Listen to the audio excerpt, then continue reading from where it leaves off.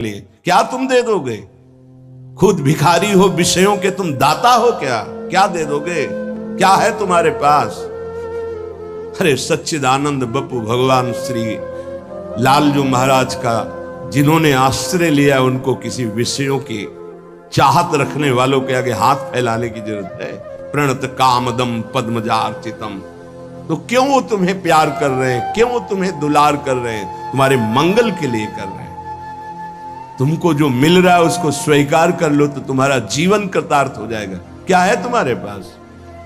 अरे जिनके पास अपार धन है वो भी चिंता और शोक से जल रहे हैं, क्योंकि मृत्यु उनका इंतजार कर रही है। मृत्यु धन से थोड़ी हटाई जा सकती है। मृत्यु का भय किसी पद से नहीं हटाया जा सकता, किसी वैभव से नहीं हटाया जाता। मृत्यु का प्रहार शरीर पर है। शरीर राग त्यागी ही मृत्यु भय से मुक्त है। राग का त्याग करना कोई खिलवाड़ नहीं है। भगवत अनुराग से शरीर के राग का त्याग होता है। यहां मलिनता बढ़ाते चले जा रहे हैं। वही भोग दृष्टि इतनी बढ़ जाती है कि अपनी बेटी बहन के प्रति भी दृष्टि बढ़ जाएगी। कलिकाल विहाल के मनुजा ने मानत को अनुजातन जा।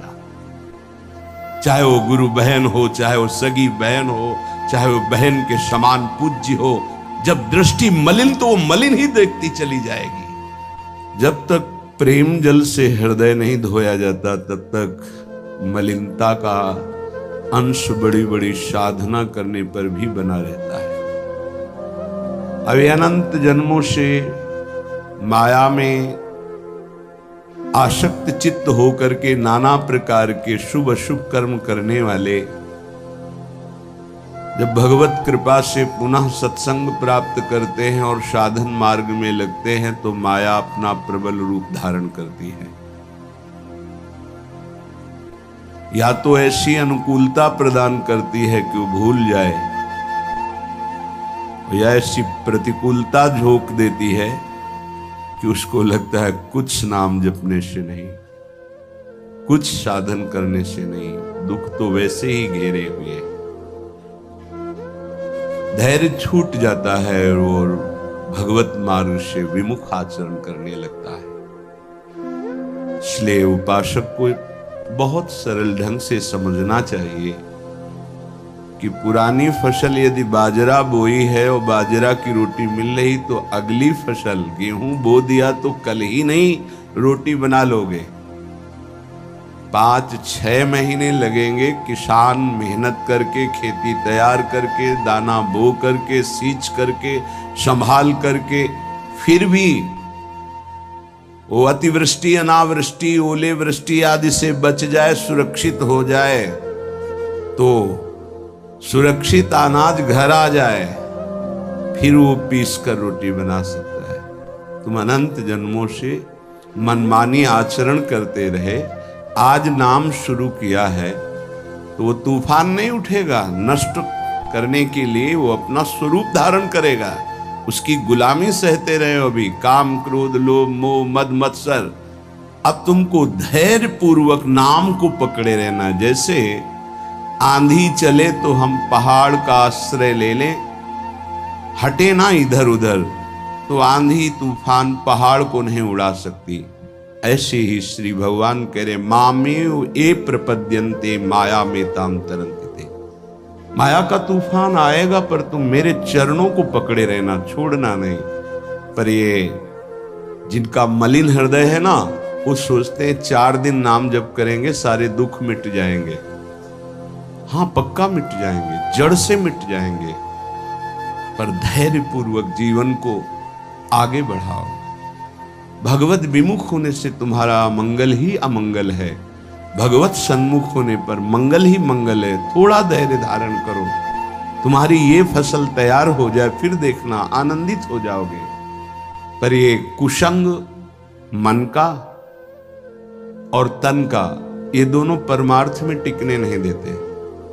जहां ऐसे मित्र जन मिले जो गलत आचरण करने वाले होते हैं, वो पूछते हैं तुमने शराब छोड़ दिया, मांस छोड़ दिया, तुम नाम जप करने लगे, कुछ लाभ हुआ? अरे कुछ नहीं होने वाला, तुम देख लो करके। उसके दिमाग में माया तो आक्रमण किए ही है। तत्काल नकारात्मक भाव आ जाता है कि नहीं नहीं, भगवत मार्ग में कुछ नहीं मिला, ठीक कह रहे हो तो आओ हमारे संग फिर हो जाओ। फिर वो माया के मलिनाचरणों में उतर जाता है। वो संत द्रोह, भगवत द्रोह उसके हृदय में अपना स्थान बना लेता है। फिर जन्म जन्मांतर, युग युगांतर कब अवसर आएगा भगवत मार्ग में चलने का।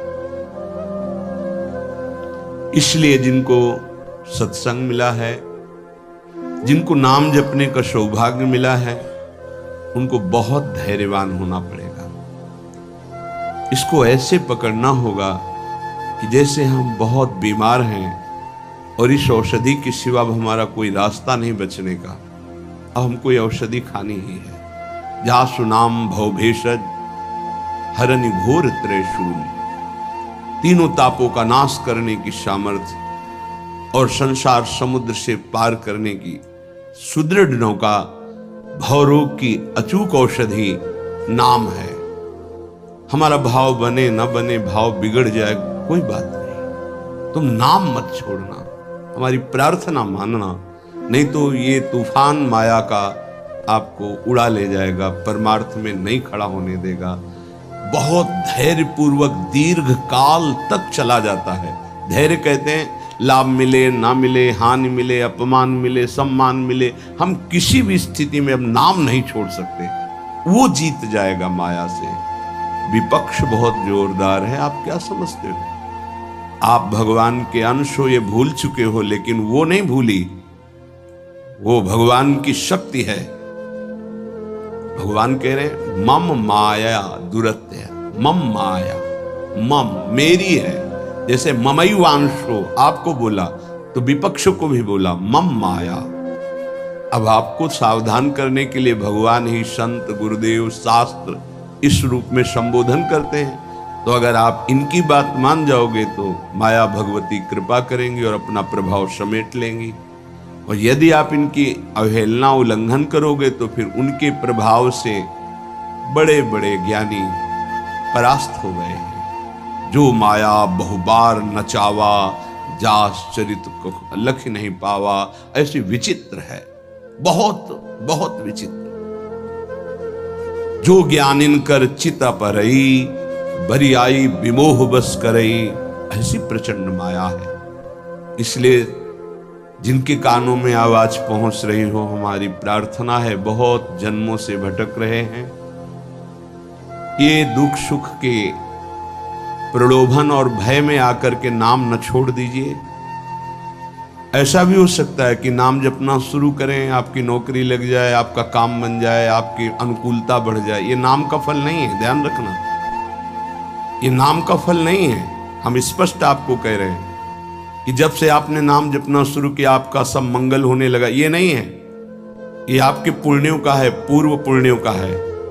ये नाम आपको सामर्थ्य देगा दुख और सुख दोनों सहकर परमानंद की प्राप्ति। ये विषयानंद नाम के फल से नहीं। आप नाम जपना शुरू किए, सब कुछ बिगड़ना शुरू हो गया, ये नाम का फल नहीं है। ये आपके पाप नष्ट हो रहे हैं। विवेक पूर्वक चलिए। अगर विवेक नहीं धारण करेंगे तो फिर सब मार्ग छूट जाएगा। विवेक इसी से उत्पन्न होता है, सत्संग से। जहां विवेक जागृत हुआ वो आपको टिका देगा परमार्थ में, नहीं तो बहुत बलवती भगवान की माया है। जब लोगों के विचार सुने तो लगता है कैसे निकल पाएंगे इस माया से। आप निकलना ना चाहे तो किसी की सामर्थ्य नहीं कि आपको निकाल सके। स्वयं श्री भगवान आपके हृदय में बैठे हैं। क्या हो रहा है? दुर्गति हो रही। क्यों? क्योंकि आप नहीं निकलना चाहते, इसलिए। भगवान हृदय में बैठे हैं, नहीं निकल पा रहे हो, बात मान लो। आप निकलना चाहो तो निकल सकते हो, आप न निकलना चाहो तो किसी की ताकत नहीं कि आपको इस माया प्रपंच से निकाल सके। इसलिए आपसे प्रार्थना है कि आप निकलने की कोशिश कीजिए। इसका बड़ा ही प्रलोभन और भुलावा प्रभाव है। प्रलोभन और भुलावा एक क्षण में भुला दे सारे ज्ञान विज्ञान को और अपने में आकर्षित कर दे, उसका नाम माया। ऐसे प्रलोभन फेंक दे कि जानबूझकर तुम भगवान को भूल जाओ, और उन प्रलोभनों में लग जाओ, उसका नाम माया। सावधान हो जाइए। इसके प्रलोभनों में, इसके भोगों में आज तक कभी कोई सुखी और तृप्त नहीं हुआ। तुम्हें अब जो मार्ग मिला है ये तृप्ति का मार्ग है। तृप्त हो जाओगे, हाथ उठा के कहोगे अब कछुनाथ न चाहिए मोरे। देख लेना, चलो तो आगे। वैभव, जब ब्रह्मा जी नमस्कार करते हैं तो इससे बड़ा वैभव क्या हो सकता है। भक्त को ब्रह्मा जी भी नमस्कार करते हैं। ब्रह्मा जी की बात जाने दो, जिनके नाभि कमल से ब्रह्मा प्रकट हुए, भगवान भी उनके पीछे पीछे डोलते हैं कि चरण रज पड़ जाए और मैं पावन हो जाऊं। ये केवल अलंकारिक शब्द नहीं है, ऐसा ही है। पग चापू और सेज बिछाऊं, नौकर बनूं हजाम, हाकू बैल बनो गढ़वारो, बिना तनख्वारथवान, यही तो मेरे मन में ठनी, भगत मेरे मुकुटमणि। मैं भक्तन को दास, भगत मेरे मुकुटमणि।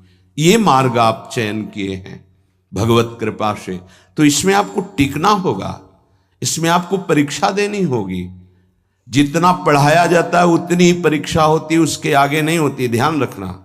अध्यापक जितना आपको पढ़ाता है उसी पे प्रश्न करता है। तो जितना आपको सत्संग सुनाया गया, जितने में आपकी भूमिका भक्ति की है जैसी भी, उतना ही प्रश्न होगा, उसके आगे प्रश्न नहीं होगा। उतने पे तो आपको सफल होना पड़ेगा। नहीं सफल होगे तो फिर पढ़ाई कीजिए, फिर प्रश्न आएगा। जब आपको परमार्थ पद में, परम पद में आरूढ़ होना है तो आपको ये निर्णय करना ही पड़ेगा। एक तरफ माया है, एक तरफ भगवान है। माया को साधन बनाकर भगवान की प्राप्ति की जाती है, भगवान को साधन बनाकर माया की प्राप्ति नहीं की जाती। प्रायः लोग इसी भुलावे में हैं कि भगवान को साधन बना लेते हैं और माया साध्य बन जाती है। मुझे ये चाहिए, नहीं मिला तो तुम भगवान नहीं। ये परमार्थ ऐसे नहीं चला जाता, धैर्य पूर्वक चला जाता है। अगर धैर्य का अवलंबन नहीं लेंगे, विवेक का प्रयोग नहीं करेंगे, विवेक है आपके पास, ऐसा नहीं कि आपके पास विवेक नहीं है, पर आपका विवेक ढका हुआ है। ये सत्संग उसी विवेक को जागृत करता है। आप सत्संगी हो, आप भुलावे में मत आइए।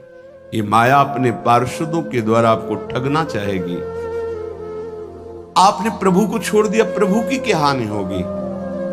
आप अपनी दशा पर विचार कीजिए, डूब जाओगे, ये माया डुबो देगी। अनंत जन्म भटकते भटकते आज अवसर मिला है भगवत प्राप्ति का, ये आप जान नहीं पा रहे हैं। ये अवसर चला गया तो फिर आप पछताएंगे, कोई अवसर हाथ नहीं मिलेगा। पशु पक्षी बनने के बाद विवेक एकदम ढका रहता है, केवल उतना ही काम करता है, आहार विहार मैथुन निद्रा, बस। वो भगवत प्राप्ति करनी है, मेरा नया जन्म हो, कुछ विवेक नहीं रहता। आप में ये विवेक जागृत है। आप विवेक पूर्वक परमार्थ को पकड़िए, इस माया की चालों को मत देखिए, सह जाइए, दुख सुख को सह जाइए। श्रीपाद प्रबोधानंद जी महाराज कहते हैं, रहस्यानामे तत्परम सुरहस्यम हरिरसोत्, सर्वानामाश्चर्योन्मदरस विलासोत्सवमिदं स्वरोचि नित्यानामति परमनित्योज्ज्वलमिदं यदेतत् श्रीवृन्दावनमिः दृशो नंदयति नः। रहस्यों का परम रहस्य वृंदावन का प्रेम रहस्य है। कल किसी ने प्रश्न किया कि जब श्री जी मिल जाती है तो कैसा आनंद होता है। कैसे कोई बता सकता है। जब लौकिक वस्तु के आनंद के वर्णन की सामर्थ्य जिह्वा में नहीं है तो अलौकिक चिदानंद प्रेम रस का वर्णन कैसे कर सकती है। आपको कोई भी मृदु पदार्थ पवाया गया, कैसा है? बोले मीठा। कितना मीठा है? बहुत मीठा है। नहीं, बहुत मीठा कितना? खत्म। बोलो आगे इसके शब्द क्या है आपके पास उसका स्वाद बखानने का। उत्तर हो सकता है कि आप पाकर देख लीजिए, अन्यथा नहीं। जब प्राकृतिक मायाकृत वस्तु के आनंद का आप वर्णन करने में असमर्थ हैं, तो चिदानंद को कैसे वर्णन कर सकते जहां वाणी का ही प्रवेश नहीं है। रहस्यानामेतत्, जितने आनंद के रहस्य हैं, बहुत सी साधनाओं में आनंद है। परम सुरहस्यम हरिरसोत,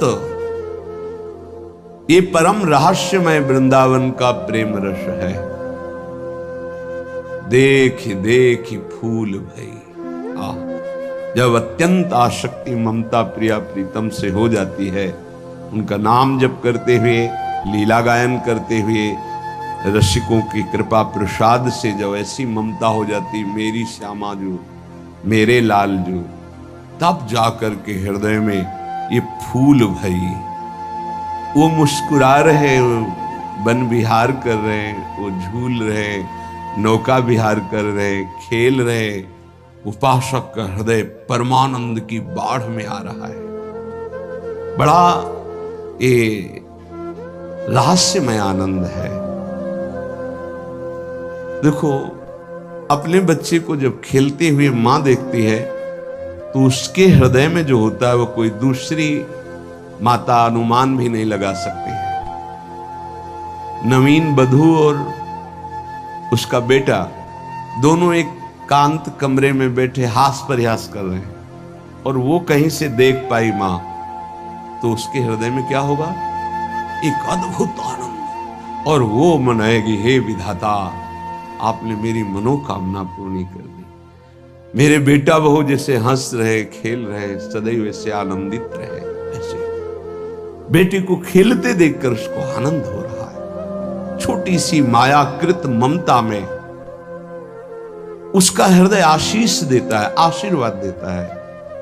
और महाचिदानंद भाव को प्राप्त रसिक जन जब आनंद समुद्र प्रभु और आनंद समुद्र का सार सांद्रानंद घन प्रेम मूर्ति किशोरी, जब इनको देखते, जो भगवान शंकर के ध्यान में आ जाए तो उन्माद अवस्था को प्राप्त हो जाते हैं। वो प्रभु और वो प्रिया जो सामने खेल रहे हैं, उस उपासक के आनंद का कैसे कोई वर्णन करे। उसके हृदय में असीम रहस्यमय प्रेम प्रकाशित होता है। रहस्यानामेतत्, जितने रहस्यमय आनंद है, उन सब आनंदों का परम सुरहस्यम, परम रहस्यमय जो प्रेमानंद है, वो वृंदावन प्रदान करता है। हरि रसोत, अभी किसी संग के प्रभाव से थोड़ा आनंद स्फुरित होता है। जैसे सत्संग सुन रहे, कोई भावात्मक बात आई, आपको आनंद, ये स्रोत नहीं है, ये संग का प्रभाव है कुछ क्षण के लिए। जैसे कोई कहते हैं, जब मैं वृंदावन आता हूं तो हमारा मन भक्ति में रम जाता है, पर जब यहां से जाता हूं तो कुछ ही समय बाद वो बात नहीं रहती है। क्यों? क्योंकि यहां का प्रभाव है, यहां भक्ति नृत्य कर रही है, और यहां साधु मंडली में आप बैठ करके भगवत चर्चा सुनते हैं, आपके तत्काल पाप नष्ट हो रहे हैं। दरस परस अघनाश, आप दर्शन कर रहे हैं। आप सामूहिक रूप से बैठे हैं, इस सभा में आप ही नहीं बैठे हैं, इस सभा में प्रभु भी बैठे हैं। मद्भक्ता यत्र गायन्ति तत्र तिष्ठामि नारद, जहां मेरे भक्त मेरा गायन, यहां अखंड भगवान नाम कीर्तन वाणी का गायन, भगवत चर्चा होती है, तो आपके हृदय में भक्ति का रंग तो बढ़ेगा ही, पर स्थायी तभी हो सकता है जब आप उस रंग को सुरक्षित रखें, माया के रंग का प्रवेश ना पड़ पावे, तब। इसीलिए कहा जाता है, आप निरंतर नाम जप करें तो नाम पाहरू दिवस निशि, रात दिन नाम का पहरा लग जाएगा तो माया प्रवेश ही नहीं करेगी। बात यह है, आपके अंदर जो धरोहर जागृत हुई, आपके अंदर थी, उसे जागृत की गई है सत्संग के द्वारा। अब आप मलिन ना होने पावे, पर्दा ना पड़ने पावे उस पर, उसके लिए पहरेदार रखना होगा कि अंदर माया प्रवेश ना करे। वो पहरेदार है नाम।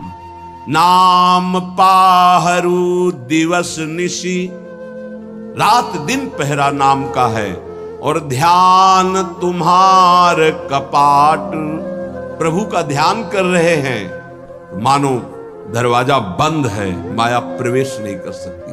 राधा वल्लभ लाल को हृदय ध्यान मुख नाम, तो माया प्रवेश ही नहीं कर सकती। अब आप चिंतन के लिए दरवाजा खुला रखे हैं, इंद्रियों के द्वार, खूब माया का चिंतन स्वतंत्र रूप से कर रहे हैं, नाम को भूले हुए तो दुर्दशा तो हो ही जाएगी। परम आनंद की तरफ बढ़ने के लिए दरवाजा बंद करो इंद्रियों के, और नाम का पहरा बैठा दो, देखते हैं माया कैसे प्रवेश करती है। सर्वानामाश्चर्योन्मद रस, सर्वाश्चर्य में उन्माद आनंद का प्रकट करने वाला वृंदावन धाम है। पक्का ये कोई लिखा ही नहीं है, ऐसा है। रात दिन में कब कैसी वृत्ति चढ़ जाए कुछ पता नहीं चलता। कोई साधन की गाढ़ अवस्था नहीं, तत्काल गाढ़ अवस्था प्रदान करता है वृंदावन। सहस्त्रों बार ये अनुभव हुआ कि ये तो केवल वृंदावन की कृपा से, सहस्त्रों बार। सर्वानाम आश्चर्योन्मद रस विलासोत्सवमिदम, इदम वृंदावन विलासोत्सव, हमारे प्रिया प्रीतम का जो प्रेम रस विलास है। नव निकुंज अभिराम श्याम संग, नीको बन्यो समाज, जैसे हित हरिवंश विलास रास जुत, जोरी अविचल राज। यहां बड़े बड़ों का प्रवेश नहीं है, पर कृपा हो जाए तो तिनका भी प्रवेश कर जाए। इसीलिए अपने लोग जो किसी योग्य नहीं हैं, केवल कृपा से प्रवेश पा रहे हैं। ये बड़ा दुर्लभ है प्रिया प्रीतम का साक्षात्कार, प्रिया प्रीतम की सेवा, प्रिया प्रीतम का प्रेम। स्वारोचि नित्यानामति परम नित्योज्वलमिदम, जितने भी स्वयं प्रकाश नित्य चिदानंद आनंद हैं, उन सबको प्रकाशित करने वाला यह वृंदावन है। यहां तक कि प्रिया प्रीतम को भी अपने प्रेम रंग में रंग देता है वृंदावन। प्रिया प्रीतम भी वृंदावन के गुण गाते हैं श्रीमुख से, वृंदावन के प्रेम में उन्मत्त हो जाते हैं, ऐसा वृंदावन। यदेतत् श्री वृंदावन में ही दृश्यो नंदयति नहा, अब तो मेरे नेत्र और मेरा हृदय केवल केवल वृंदावन का आश्रय लेकर आनंदित है। अनन्य आश्रय बहुत बड़ा बल होता है। जिसने वृंदावन का आश्रय ले लिया उसके लिए कुछ दुर्लभ नहीं है। देखो, एक बार पाप भस्म होने तक आप धैर्य धारण कीजिए। जब तक आपके पाप भस्म नहीं होते तब तक आप धाम नाम रूप लीला का जबरदस्ती आश्रय लीजिए। ये बात हमारी आप समझने की चेष्टा कीजिए। जब आप ये बात नहीं समझते हैं तो आप विचलित हो जाते हैं। अब हमारी तो अश्रद्धा हो रही है, हमारा काम नहीं बन रहा है, तुम नहीं समझते हो। एक साथ सब काम बन जाएंगे, एक सेकंड में बन जाएंगे, बस तुम धैर्य रखो। जब तक तुम्हारे पाप नष्ट नहीं होते तब तक तुम धैर्य रखो, फिर आगे का रास्ता तुम खुद भाग पड़ोगे प्रभु की तरफ। अभी ये पाप तुम्हारे अंदर संशय, विपरीत भावना, ये सब पैदा कर रहे हैं। तुम धैर्य पूर्वक चलो, खूब सत्संग सुनो, नाम जप करो, फिर आप देखना ये नाम, ये धाम, ये रूप, ये लीला कैसे परमानंद की बाढ़ आपके हृदय में लाती है। इन वस्तुओं का महत्व, धन का महत्व, भोगों का महत्व इतना बढ़ गया है कि हम प्रभु की बात सुनते हैं पर इतना महत्व प्रभु के प्रति नहीं आता। ये हमारा हृदय मोहाविष्ट हो गया है। गोस्वामी श्री तुलसीदास जी महाराज कहते, मोह जनित मल लाग विविध विधि, कोटिहु जतन न जाई, जन्म जन्म अभ्यास निरत चित, ये अधिक अधिक लपटाई, मोह जनित मल लाग विविध विधि, कोटिहु जतन न जाई। जन्म जन्म अभ्यास निरत चित, अधिक अधिक लपटाई। एक एक शब्द स्पष्ट वर्णन कर रहे हैं। ये मोह से, मोह माने होता है अज्ञान। मोह अज्ञान से उत्पन्न हुआ भोगाकर्षण ये पाप है। ये भोगाकर्षण पाप हमारे हृदय में मल बन के लग गया, जैसे दर्पण के ऊपर मल लग जाए।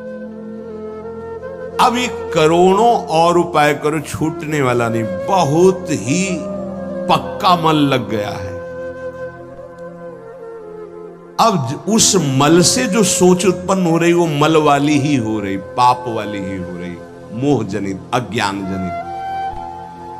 ये पापाभ्यासी मन और इंद्रियां जन्म जन्म अभ्यास निरत चित्त, चिंतन करने वाला चित्त, मनन करने वाला, संकल्प विकल्प करने वाला मन, एक ही 4 रूपों में वर्णन है।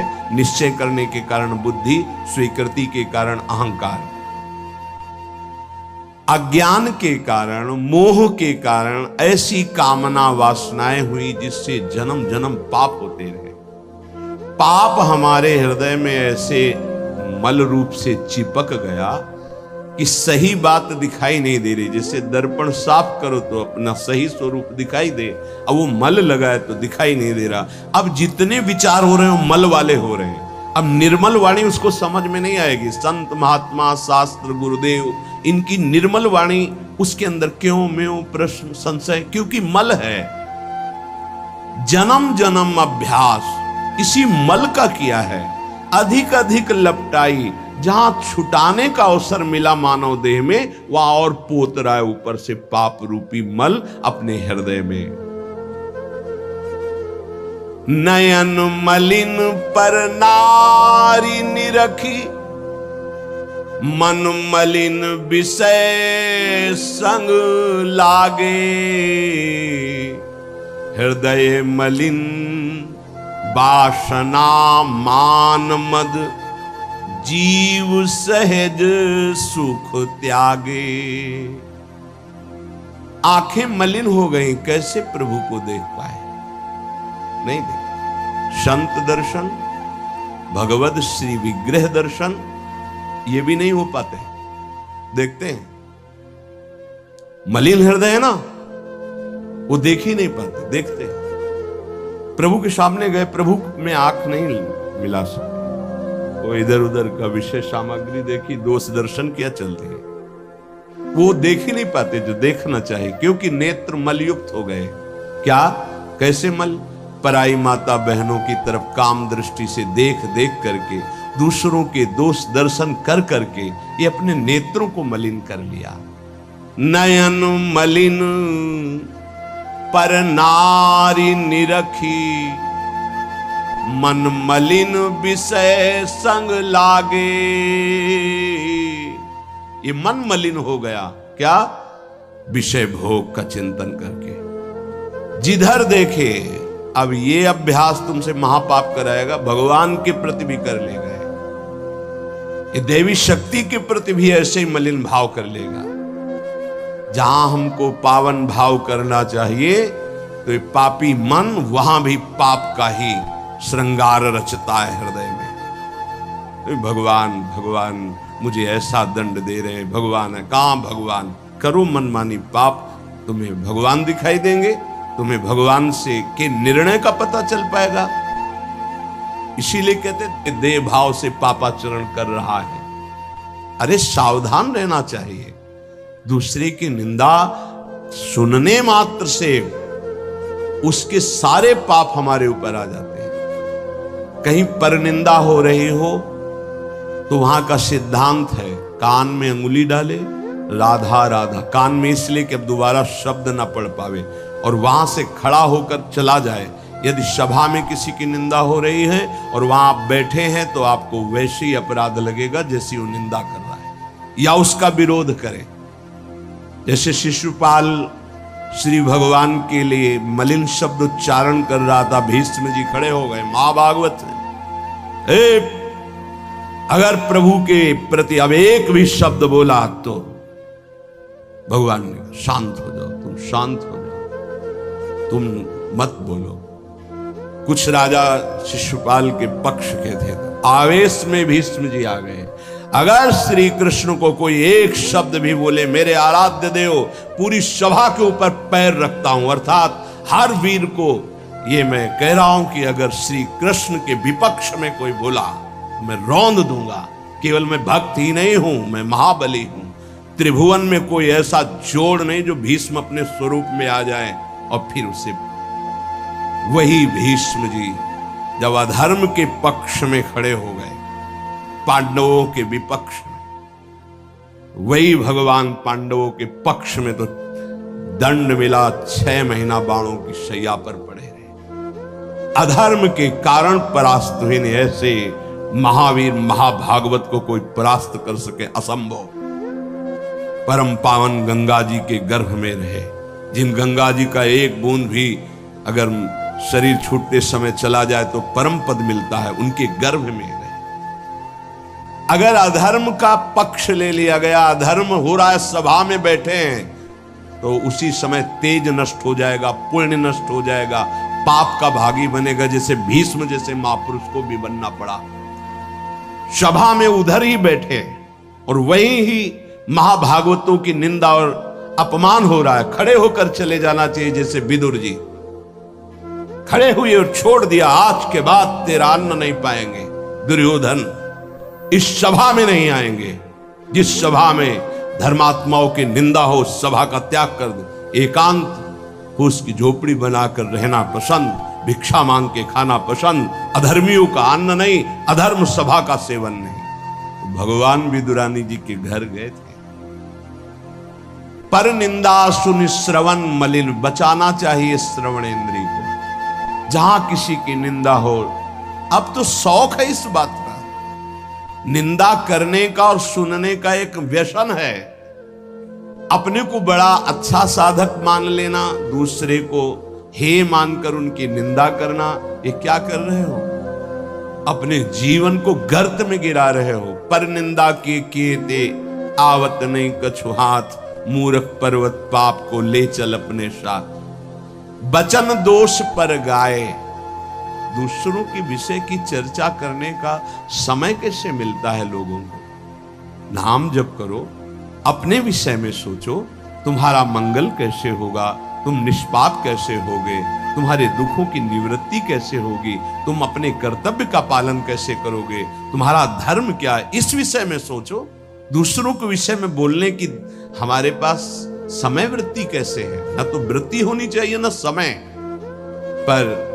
पर निंदा सुनकर श्रवणेंद्रिय मलिन हो गई और पर निंदा करके वचन मलिन हो गए और अपने प्रभु से विमुख होकर, हरि से विमुख होकर सब अपवित्र हो गया। शरीर अपवित्र, इंद्रियां अपवित्र, हृदय अपवित्र, स्वभाव अपवित्र। तुलसीदास व्रत दान ज्ञान तप, शुद्धि हेतु श्रुति गावे, राम चरण अनुराग, नीर बिनु मल अति नाश न पावे। खास बात कह रहे हैं, शास्त्रों में बहुत वर्णन है। पाप नाश के बहुत से उपाय हैं, बड़े बड़े व्रत, कृच्छ चंद्रायण आदि व्रत, उपवास करने से कुछ पाप क्षीण होते हैं, लेकिन पाप प्रवृत्ति का नाश नहीं होता। शास्त्र ज्ञान भी पाप निवृत्ति का उपाय है, तपस्या भी, बड़े उपाय शास्त्रों में वर्णन किए पाप नष्ट का। गोस्वामी जी कह रहे भगवान के अनुराग के बिना, भगवत प्रेम के बिना जड़ मूल से हृदय निष्पाप नहीं होता। पाप की जड़ है प्रवृत्ति, वासना, कामना, तृष्णा, स्पृहा। इनका जड़ से नाश हो जाता है जब हृदय प्रेम से द्रवित। अपनापन जब प्रभु से होता है, मेरे प्रभु, जहां हृदय में द्रवण क्रिया हुई, आंखों में अश्रु बहे, वो जो पवित्रता होती है, मम भक्ति युक्तो भुवनम पुनात, लोगों को पावन करने की सामर्थ्य उसमें आ जाती है। ये अनुराग प्राप्त करने के लिए मानव देह मिला है, हरि अनुराग। प्रेम प्राप्त करने, कहां प्रेम लगे? जरा सी बात हमारे प्रतिकूल हो, हमारी गुरु निष्ठा, भगवान निष्ठा, पता नहीं कहां माया किस कोने में कर देती है कि उस समय में हम केवल उस सामने अनुकूलता को देखते हैं, प्रभु को नहीं देखते, प्रभु के विधान को नहीं देखते। ये नहीं समझ पाते कि हमारे सामने प्रश्न उपस्थित हुआ है, अब हमें अपनी इष्ट निष्ठा, गुरु निष्ठा को परिपक्व रखना है। साधन में उन्नति अपना पुरुषार्थ और गुरुदेव की कृपा, भगवत कृपा दोनों चाहिए। अगर पुरुषार्थ नहीं करोगे तो कृपा है उसका स्वाद नहीं ले पाओगे। कृपा रसोई बना करके सामने रख देना थाल, पुरुषार्थ उसे पाना। पूज्यपाद श्री उड़िया बाबा जी महाराज कहते हैं, साधक का प्रयास और भगवान गुरुदेव की कृपा, ये दोनों सिद्धावस्था की प्राप्ति में अत्यंत आवश्यक हैं। कायर बन के हाथ पे हाथ रख के बैठ जाए कि वो कृपा से सब हो जाएगा, ये कायरता कृपा नहीं सिखाती, ये कायरता है। पुरुषार्थ, जितना हम में अध्यात्म बल है उसके अनुसार हम चल रहे, बकाया सब कृपा से हो जाएगा, पक्का हो जाएगा। मन क्रम वचन छाड़ी चतुराई और भजत कृपा करी है रघुराई। मन से, वचन से, कर्म से ये चतुरता छोड़ो, अब सब कृपा से हो जाएगा। तो तुम प्रमाद करो और तुम्हारे ऊपर कृपा का प्रभाव जागृत हो जाए, ऐसा कभी नहीं देखा गया। जितना आप में सामर्थ्य मिली उसको लगाओ, शेष चिंता मत करो, कृपा पूरी कर देगी, पर आपको लगना होगा। साधक का पुरुषार्थ, निज चेष्टा और भगवत गुरु कृपा, ये सिद्धावस्था को प्राप्त कराती है। साधक का पुरुषार्थ अगर नहीं लगेगा तो विपरीत दिशा में चला जाएगा, असाधन बनने लगेगा। उपासक गुरु को कभी मनुष्य न समझे, भगवत विग्रह को कभी धातु का न देखे कि पत्थर की मूर्ति है कि अष्ट धातु की है कि ये काहे, ऐसा कभी प्रश्न न करें। इष्ट देव का अवतार होता है अर्चा विग्रह रूप में, अर्चावतार। दो प्रकार से प्राण प्रतिष्ठा होती है, एक होती मंत्रों के द्वारा और एक होती भाव के द्वारा। निरंतर जो मंत्राकार वृत्ति की हुई, भजन में डूबे हुए महापुरुष है, जब तदात्म वृत्ति से श्री विग्रह की तरफ देख ले, उसी समय हलचल पैदा हो जाएगी, प्राण प्रतिष्ठा हो गई। छाती से लगा लिया, प्राण प्रतिष्ठा हो गई। मंत्रों का एक अनुष्ठान वैदिक सिद्धांत से और एक है भाव सिद्धांत। धन्ना जाट के भांग के बट्टा में कोई प्राण प्रतिष्ठा मंत्र से नहीं हुई, भाव से भगवान प्रकट हुए। सिलपिल्ले बाई के भाव से भगवान प्रकट। जब हम अपने प्रभु को अपने प्रभु की भावना से, प्यार से देखते हैं तो वहीं प्रकट हो जाते हैं।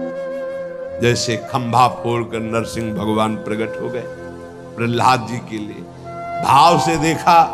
नामदेव जी ने तो कुत्ते से भगवान प्रकट हो गए, भाव से देखा भूत से भगवान प्रकट हो गए। तो फिर श्री विग्रह में भगवान नहीं प्रकट हो जाएंगे जब भक्त भाव से देखेगा। और भाव ना हो तो भगवान में भी भगवान नहीं दिखते। दुर्योधन को कहां दिखते थे? दुर्योधन, दुशासन, इनको नहीं दिखते थे, भगवान में भी भगवान नहीं दिखते।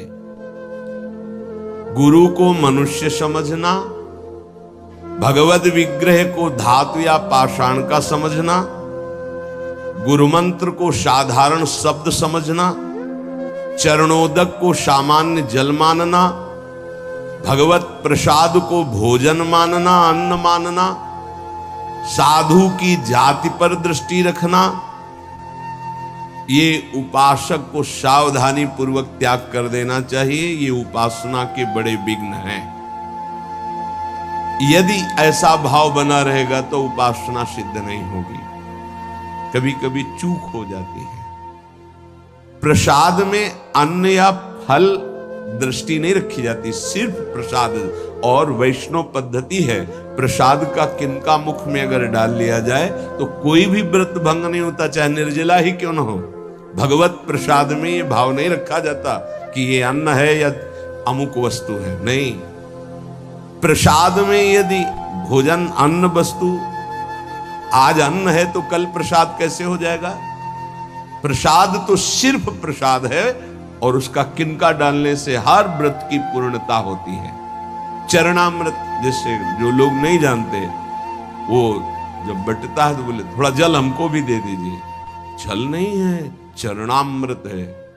चरणामृत को जल समझना, प्रभु के सामने जाकर के पूछना, ये मूर्ति काहे की है? पत्थर की है, संगमरमर की है, ये धातु की है, बड़ा अपराध कर रहे हो। ऐसा कभी प्रभु के श्री विग्रह के सामने नहीं। ये संत किस जाति के हैं? ऐसा कभी नहीं। गुरुदेव साक्षात परब्रह्म तस्मै श्री गुरुवे, ऐसा भाव कहाँ हो पाता है? परब्रह्म परमात्मा भाव गुरुदेव पर हो पाना है तो बड़ी मुश्किल की बात है। यहां साधु भाव ही हो जाए बहुत बड़ी बात है कि ये संत है। पूर्ण मनुष्य बुद्धि बनी रहती है। इसीलिए हमको अपने गुरुदेव में आराध्य देव नहीं दिखाते, नहीं तो गुरुदेव अपने स्वरूप को ही तो दिखाने के लिए विराजमान है। इसमें शिष्य के नेत्र की बात है। गुरुदेव तो कृपालु हुई है। जब हरिव्यास देवाचार्य जी अपने गुरुदेव के पास आए तो जब शिष्यत्व की बात की तो उनका तुम्हें कुछ दिखाई दे रहा है? बोले नहीं, जाओ 12 वर्ष गिरिराज जी की परिक्रमा। फिर आए, राधे राधे। अब कुछ दिखाई दे रहा है? बोले नहीं, फिर जाओ 12 वर्ष। 24 वर्ष राधा राधा रटते हुए गिरिराज जी की परिक्रमा लगाई। जब आए बोले अब दिखाई दे रहे? बोले हाँ, आपकी गोद में प्रिया प्रीतम विराजमान है। ये अब दृष्टि आई। गुरु को मनुष्य मानना, प्राय मनुष्य ही मानते हैं। हमें लगता है कि 1000 में कोई 1-2 ऐसे होंगे जो ये भाव हो कि गुरुदेव हमारे ब्रह्म है। छवि या मूर्ति विराजमान करके तो पूजा सब करेंगे, लेकिन मनुष्य बुद्धि या बहुत से बहुत संत बुद्धि, उसमें भी प्रश्नवाचक चिन्ह। साक्षात पर ब्रह्म कहने को तो सामने जाके बोलेंगे गुरुर् ब्रह्मा गुरुर् विष्णु गुरुर्देव महेश्वरः गुरु साक्षात पर ब्रह्म तस्मै श्री गुरुवे नमः। विचार करो, इसमें से एक भी माना है तुमने? गुरु को ब्रह्मा माना है या हरि माना है या शिव माना है या साक्षात पर ब्रह्म माना है? बड़ा मुश्किल है। केवल कह देना अलग, बोले होना भी तो चाहिए साक्षात पर ब्रह्म। केवल बातों से कोई पर ब्रह्म थोड़ी हो जाता है। तो पाषाण में पर ब्रह्म था क्या? वो तो अव्यक्त था, तुम्हारे भाव से व्यक्त हुआ ना। तुमने पर ब्रह्म की भावना की तो मुस्कुराता हुआ ब्रह्म प्रकट हो गया। तो गुरुदेव तो चैतन्य ब्रह्म है। आपकी भावना यदि हो जाए, कुत्ते से विट्ठल भगवान प्रकट किए तो भावना ही तो की कि प्रभु प्रभु सूखी मत खाओ, थोड़ा घी रोटी मिला, नाथ आपके लिए ही तो है। तो ऐसे देखो, साक्षात विट्ठल भगवान गुरुदेव में प्रभु आपका सर्वस्व, प्राण मन तन सब, मैं आपकी ही तो उपासना कर रहा हूं। मुझे और कोई भगवान नहीं चाहिए। आपका साक्षात्कार हो, आप प्रसन्न हो जाए, आपकी अधीनता। ऐसा कहां? ऐसा होगा तो भाव बदल जाएगा। गुरुदेव के प्रति परब्रह्म भाव हो जाए तो साधक को कुछ करना नहीं पड़ेगा, अपने आप उसके अंदर